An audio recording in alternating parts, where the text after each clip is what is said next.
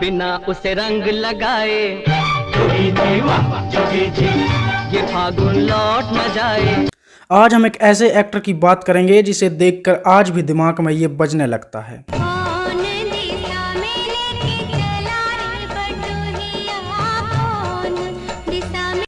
और जिसकी love story आज भी भारत के गांव-गांव में जानी जाती है।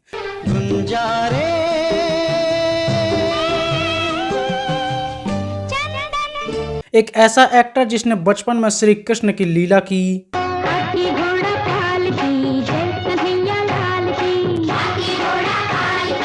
और जिसने जब पहली बार ये गाया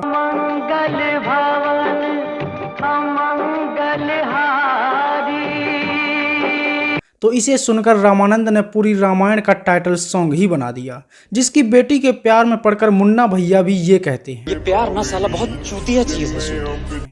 तो हम बात कर रहे हैं नदिया के पार के चंदन और लगभग 6 भाषाओं की फिल्मों में काम करने वाले सचिन पिलगांवकर की। सांवरे की बंसी को बजने से काम राधा का भी।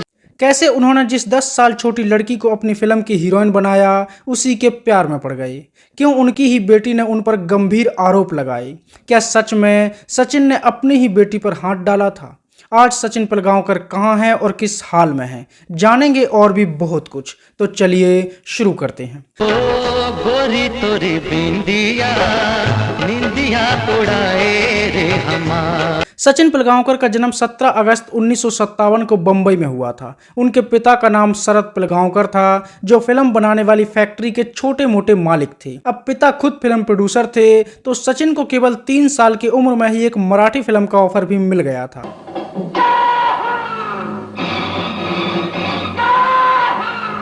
फिल्म का नाम था सुनवाई, लेकिन सचिन इस फिल्म में काम नहीं कर सके। लेकिन उनके पिता ने ठान लिया कि जब पैसे लगाने के लिए मैं हूं तो क्यों ना लड़के को हीरो ही बनाया जाए। इसका 1 रुपया मिलेगा। अरे चांदी का है तो इसे खरीद लो ना, मुझे 1 रुपया चाहिए। क्या बात कर रहे हैं। इसके बाद सचिन को अपनी पहली फिल्म भी मिल गई। फिल्म का नाम था हाँ माझा मार्ग एकला और केवल 4 साल के सचिन ने 103 डिग्री के बुखार में भी ऐसी एक्टिंग की कि उन्हें बेस्ट चाइल्ड आर्टिस्ट का अवार्ड भी मिल गया और खुद पंडित जवाहरलाल नेहरू ने उन्हें गोद में बिठाकर कोहिनूर से भी ज्यादा कीमती अपना गुलाब सचिन को दे दिया था भाई वाह। और उन्हें इतने पैसे मिले कि उनके दिमाग से बस यही आवाज आई, मैं गरीब आदमी साहब इतने सारे रुपए एक साथ देखकर घबरा गया। सचिन ने पहली बार हिंदी फिल्म मजली दीदी में काम किया था, जिसमें धर्मेंद्र और मीना कुमारी मुख्य किरदार में थे। इसके बाद तो सचिन पिलगांवकर ऐसे बाल कलाकार बने कि उन्होंने ज्वेल थीप, ब्रह्मचारी, बचपन, मेला, बीरबल माई ब्रदर जैसी लगभग 60 फिल्मों में बाल कलाकार के तौर पर काम किया। चक्के में चक्का, चक्के पे गाड़ी, गाड़ी में निकली अपनी सवारी। 1971 में आई फिल्म श्री कृष्ण लीला और सचिन ऐसे कृष्ण कन्हैया बने कि हर किसी के चहीते हो गए। तुमने उन्हें सच्चे मन से बुलाया, वे आए और लड्डू खा गए। पूछ लो ना गणपति बाबा। श्री कृष्ण लीला में निभाया गया उनका श्री कृष्ण का किरदार आज भी बॉलीवुड की धार्मिक फिल्मों में से सबसे बेहतरीन माना जाता है और भारत के कई घरों में तो आज भी सचिन के श्री कृष्ण के पोस्टर की पूजा होती है। गुरुदत्त सचिन को लेकर एक फिल्म बनाना चाहते थे जो हॉलीवुड फिल्म ओलिवर ट्विस्ट का रीमेक थी, लेकिन उस समय सचिन की उम्र केवल 9 साल थी और गुरुदत्त को 11 साल का लड़का चाहिए था।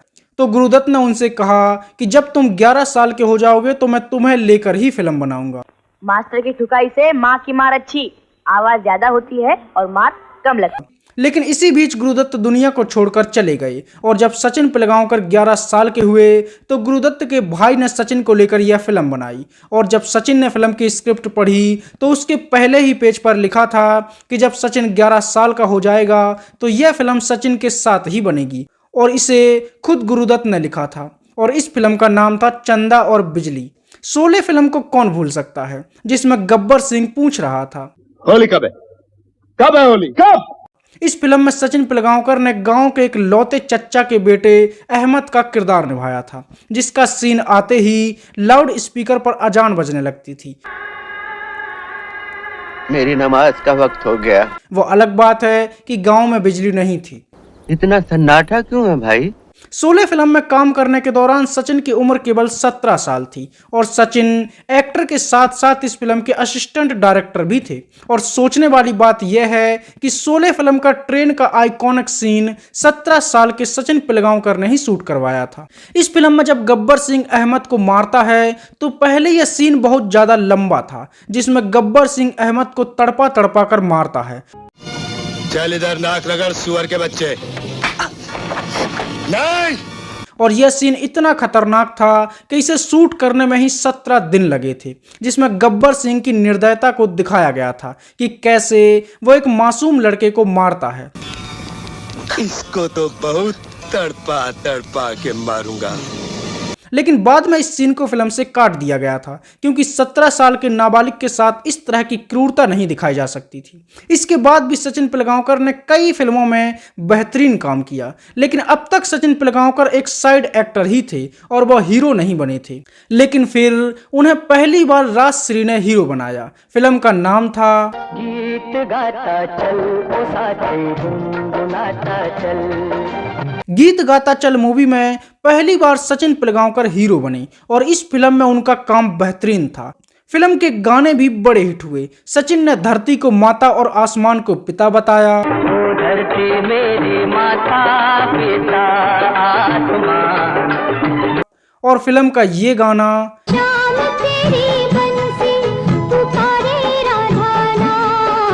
इतना बड़ा हिट हुआ कि इसने वृंदावन की गलियों के साथ साथ हर कृष्ण भक्त को भी भक्ति से भर दिया।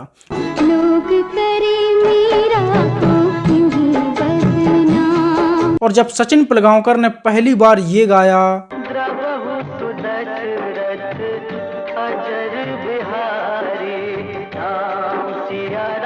तो सोते हुए रामानंद सागर की भी नींद टूट गई और वह फिल्मों को छोड़कर रामायण बनाने की तैयारी में लग गए।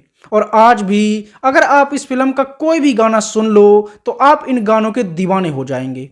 इसके बाद सचिन पिलगांवकर की फिल्म आई बालिका बधू और इस फिल्म का ये गाना बड़े अच्छे लगते हैं। आज भी लोग बड़े प्यार से सुनते हैं, जिन्हें बड़े बड़े अच्छे लगते हैं। इसके बाद अमिताभ बच्चन की फिल्म आई त्रिशूल और इस फिल्म में भी सचिन पिलगांवकर सेकंड हीरो बने।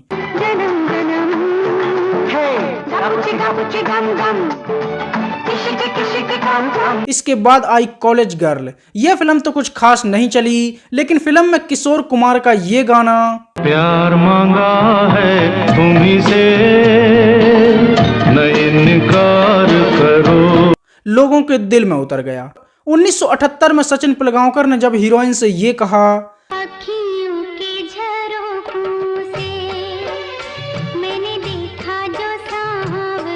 तो इस फिल्म ने सचिन को खूब पहचान दिलाई। अखियों के झरोके से फिल्म भी सचिन की एक बेहतरीन फिल्म थी और इस फिल्म के गाने भी बड़े हिट हुए।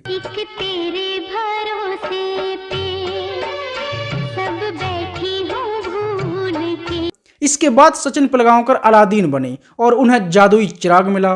फिल्म का नाम था एडवेंचर ऑफ अलादीन और अलादीन बनकर सचिन पिलगांवकर ने जिन का भी खूब फायदा उठाया। इसके बाद सचिन श्री गणेश के भक्त बने और फिल्म आई अष्टविनायक और इसके बाद सचिन एक बार फिर से भगवान श्री कृष्ण बने। फिल्म का नाम था गोपाल कृष्ण और इस फिल्म में भी सचिन ऐसे जमे कि हर कोई उनके कृष्ण रूप का दीवाना हो गया। राधा रे राधा जमुना किनारे आना रे। फिल्म के गाने भी बड़े हिट हुए और खासकर होली का ये गीत आयो फागुन हटीलो गोरी चोली पे पीलो रंग डारन दे। इसके बाद उन्होंने बाथरूम में नहाते हुए एक लड़की को देखा जो ये कह रही थी और आएगा। फिल्म का नाम था और कौन और ये एक हॉरर फिल्म थी। इसके बाद जुदाई और स्वीटी जैसी फिल्में कुछ खास नहीं चली। इसके बाद धर्मेंद्र क्रोधी बने और सचिन पिलगांवकर ने चमेली से कहा चल चमेली बाग में मेवा खिलाऊंगा और चमेली हजार सवाल करने के बाद मान भी गई।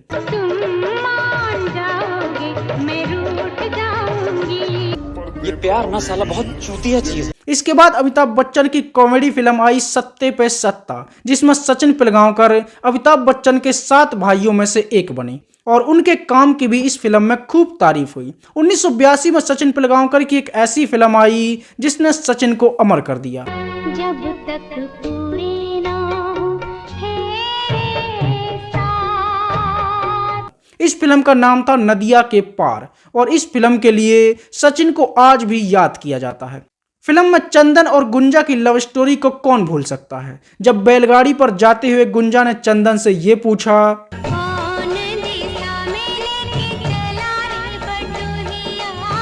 और चंदन ने भी ये कहा, गए जो ठहर दिन जाएगा गुजर गाड़ी हांकन दे। और ये गाना शायद ही कोई होगा जिसने एक बार ना सुना हो। इस फिल्म का हर सीन आइकॉनिक था और साधना सिंह के साथ उनकी जोड़ी हर किसी की फेवरेट जोड़ी बन गई।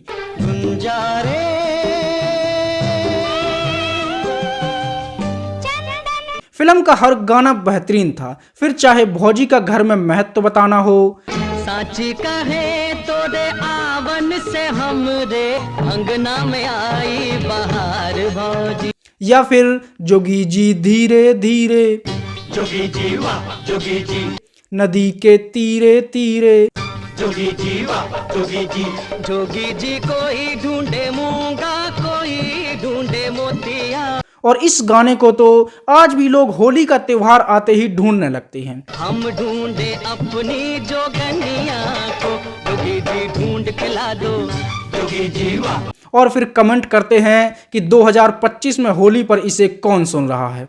यह फिल्म इतनी बड़ी हिट हुई कि इसी की कॉपी करके सलमान खान प्रेम बनी। अब हम एक बात पूछें? हम तुम्हारे हैं कौन? अब हम आपसे कुछ पूछें? हम आपके हैं कौन? कॉपी कर रहे हैं मेरे को। और माधुरी दीक्षित से कहने लगी,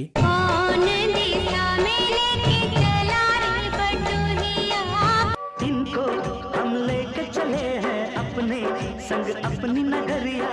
इसके बाद राजेश खन्ना की फिल्म आई अवतार, जिसमें राजेश खन्ना फिल्म की स्क्रिप्ट के डिमांड से भी ज्यादा गरीब बन गई, जिनकी मूछें काली थीं लेकिन सिर के पूरे बाल सफेद हो गए थे। मतलब सबसे ज्यादा बुढ़ापा उनके सिर पर ही आया था और जो कुछ ऐसी एक्टिंग कर रहे थे।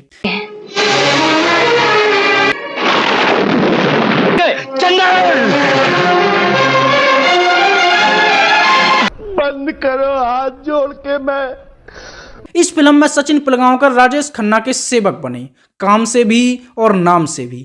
इसके बाद 1984 में सचिन पिलगांवकर की फिल्म आई नवरी मिले नवरियाला और इस फिल्म ने सचिन की पूरी जिंदगी बदल दी, जिसकी चर्चा हम आगे के वीडियो में करेंगे। इसके बाद घर द्वार और सुर संगम जैसी फिल्में भी आईं। 1985 में चंदन और गुंजा की एक बार फिर से जोड़ी बनी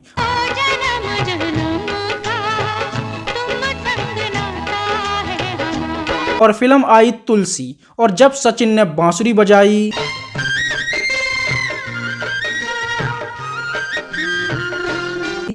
तो साधना सिंह उनसे कहने लगी,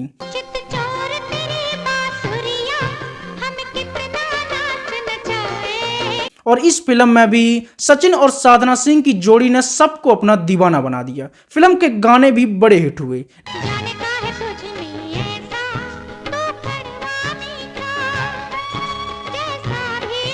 लेकिन फिर भी यह फिल्म नदिया के पार जितनी हिट नहीं हो पाई।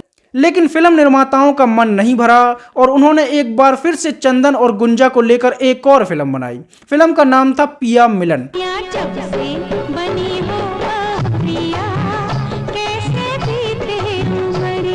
और यह फिल्म भी एक गांव की प्रेम कहानी ही थी। इस फिल्म के भी गाने बड़े हिट हुए।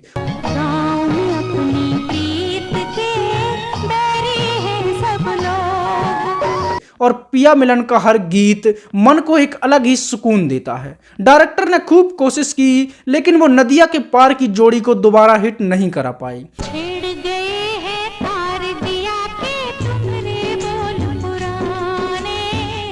इसके बाद भी गम्मत जम्मत, माँ बेटी, असी ही बनवा बनवी, माजा पति करोड़पति, घर एक मंदिर, अभी तो मैं जवान हूँ, आत्मविश्वास, ऐसी भी क्या जल्दी है जैसी कई बेहतरीन फिल्मों में सचिन पिलगांवकर ने काम किया। सचिन पिलगांवकर एक मराठी एक्टर थे, इसलिए उनकी सबसे ज़्यादा फिल्में मराठी ही रहीं और उन्होंने सबसे ज़्यादा मराठी भाषा की फिल्मों में ही काम किया है।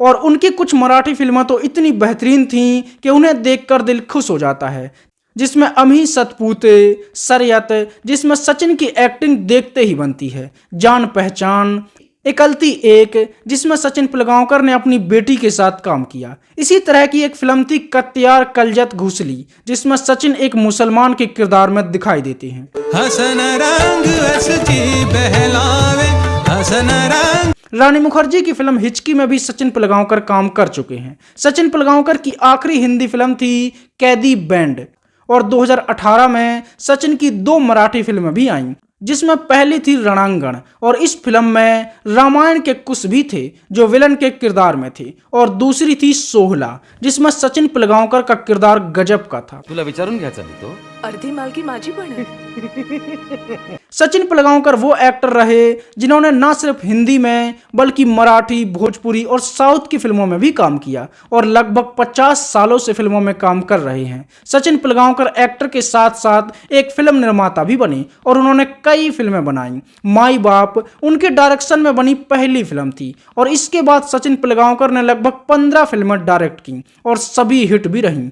माधुरी दीक्षित, जैकी श्रॉफ और विवेक मुश्रान की फिल्म प्रेम दीवाने के डायरेक्टर भी सचिन पिलगांवकर ही हैं। उन्होंने न सिर्फ फिल्मों में बल्कि कई टीवी सीरियल और रियलिटी शोज में भी काम किया, और उनके टीवी सीरियल भी बड़े हिट हुए। सचिन पिलगांवकर आज भी मराठी फिल्मों में सक्रिय हैं और मराठी फिल्म इंडस्ट्री का एक बड़ा नाम है। कुठल्या तरी वाऱ्याच्या अंगानं फिरणारं पात नाही है, पहाडी छातीचा वाघ है। अब हम बात करते हैं सचिन पिलगांवकर की पर्सनल लाइफ की। सचिन पिलगांवकर अपनी दूसरी मराठी फिल्म बना रहे थे, जिसका नाम था नवरी मिले नवरियाला, और इस फिल्म के लिए सचिन को हीरोइन की तलाश थी। एक दिन उनकी मां ने टीवी पर एक लड़की को देखा जिसका नाम था सुप्रिया, और जिसका कोई प्रोग्राम आ रहा था। उनकी मां ने कहा कि ये लड़की सचिन की फिल्म के लिए ठीक रहेगी, और सचिन पिलगांवकर ने उस लड़की का पता लगाया, उन्हें फिल्म ऑफर कर दी, और सुप्रिया ने भी तुरंत हाँ कर दिया, और वह सचिन की हीरोइन बन गई। फिल्म की शूटिंग के दौरान ही सचिन को सुप्रिया से प्यार हो गया, लेकिन उन्होंने यह सोचकर सुप्रिया से कुछ नहीं कहा कि अगर हीरोइन को बुरा लग गया तो उसकी फिल्म रुक जाएगी। फिल्म की शूटिंग जैसे ही पूरी हुई तो सचिन पिलगांवकर ने सुप्रिया को प्रपोज कर दिया, और सुप्रिया ने उन्हें कोई जवाब दिए बिना सीधा उनसे पूछ लिया। अभी तक शादी नहीं हुई। बाद में उन्होंने हाँ भी कर दिया, और 1985 में ही दोनों ने शादी कर ली। दोनों की एक बेटी भी हुई, जिसका नाम रखा गया श्रेया पिलगांवकर, और मिर्जापुर की स्वीटी बनकर सचिन की बेटी ने कहर ढा दिया, जिसके प्यार में पड़कर एक तरफ मुन्ना भैया ये कह रहे थे, ये प्यार ना साला बहुत चूतिया चीज है स्वीटी, जो ना होता ना तो इतनी बेइज्जती पे तो अभी तुम दोनों को निपटा देते। तो वहीं दूसरी तरफ गुड्डू पंडित भी उन्हें डोले दिखाकर पटा रहे थे। अच्छा शरीर बनाए हो, कोई हमको छेड़ेगा तो बचा लेना। सचिन पिलगांवकर की जिंदगी में एक ऐसा विवाद भी जुड़ा जिसने हर किसी को सोचने पर मजबूर कर दिया। तो बात उस समय की है जब सचिन के घर पर बेटी का जन्म नहीं हुआ था, उनकी शादी को लंबा समय हो गया था। इसी समय सचिन ने एक फिल्म बनाई आत्मविश्वास, और इस फिल्म में एक चाइल्ड आर्टिस्ट थी जिसका नाम था करिश्मा मखनी, और सचिन को वो बच्ची इतनी पसंद आई कि उन्होंने उसे गोद ले लिया। लेकिन कुछ सालों के बाद सुप्रिया अपने असली माँ बाप के पास चली गई, और सचिन पिलगांवकर को उन्होंने बिना कुछ बताए छोड़ दिया। बाद में सचिन पिलगांवकर और सुप्रिया ने कहा कि करिश्मा उन्हें बिना बताए ही अपने माता पिता के पास चली गई थी, और उन्होंने उस बेटी को गोद लिया था, लेकिन उसके माता पिता ने उन्हें सूचना भी नहीं दी और अपनी बेटी को लेकर चले गए। लेकिन कुछ समय बाद करिश्मा ने खुद इंटरव्यू दिया और सचिन पर कई गंभीर आरोप लगाए। उन्होंने कहा कि जब सचिन की खुद की बेटी हो गई तो मेरे साथ उनका बर्ताव गंदा हो गया था। वह मुझ पर हाथ उठाते थे और मुझे अपने घर से निकल जाने को कहते थे, उन्हें जबरदस्ती घर से निकाल भी देते थे। करिश्मा ने कहा कि जब उनकी बेटी नहीं थी तो वह मुझे अपनी बेटी की तरह ही प्यार करते थे, लेकिन जैसे ही उनकी बेटी हो गई तो उनका मेरे लिए बर्ताव बदल गया था, और एक दिन उन्होंने मुझे अपने घर से ही बाहर निकाल दिया। और जब वो एक बार फिर से लंदन से भारत लौटी तो सचिन ने उन्हें पहचानने से ही इनकार कर दिया। करिश्मा ने सचिन पर आरोप लगाते हुए कहा था कि सचिन पिलगांवकर उन्हें अपनी बेटी जैसा नहीं मानते थे और उनके साथ बुरा बर्ताव करते थे। उन्होंने मेरी जिंदगी बर्बाद करने की भी कोशिश की। और जब लोगों को ये पता चला कि सचिन ने अपनी बेटी के लिए अपनी गोद ली हुई बेटी के साथ ऐसा गंदा बर्ताव किया है तो हर किसी ने सचिन को बुरा बताया और कहा कि एक भोली भाली सूरत के पीछे सचिन का ऐसा चेहरा छुपा होगा, इस बात का अंदाजा लगा पाना भी थोड़ा मुश्किल है। हालांकि सचिन ने इस पर कभी कोई सफाई नहीं दी और हमेशा अपने अच्छे व्यवहार का ही परिचय दिया। हालांकि सचिन की पत्नी ने बताया था कि जब दूसरी बार भी करिश्मा घर लौटी थी तो उसका व्यवहार हमारे लिए पूरी तरह से बदल गया था। वह सिर्फ सचिन के नाम का उपयोग करके फिल्मों में काम पाना चाहती थी और वह सचिन के नाम को और उसकी पहचान को गलत तरीके से इस्तेमाल कर रही थी। लेकिन सचिन पिलगांवकर हमेशा शांत रहे। सचिन पिलगांवकर आज भी अपने शांत स्वभाव, सरल व्यवहार और लाजवाब एक्टिंग और प्यारी मुस्कान के लिए जाने जाते हैं। उन्होंने ना तो कभी अपनी बेटी के लिए कुछ कहा और ना ही अपनी कभी गोद ली हुई बेटी करिश्मा के लिए कुछ कहा। वो हमेशा चुप रहे और जिन लोगों ने उन पर आरोप लगाए उनको भी सचिन ने कभी कोई जवाब नहीं दिया। सचिन पिलगांवकर आज भी मराठी फिल्म इंडस्ट्री में बने हुए हैं और लगातार काम कर रहे हैं। तो यह थी नदिया के पार के चंदन सचिन पिलगांवकर की कहानी।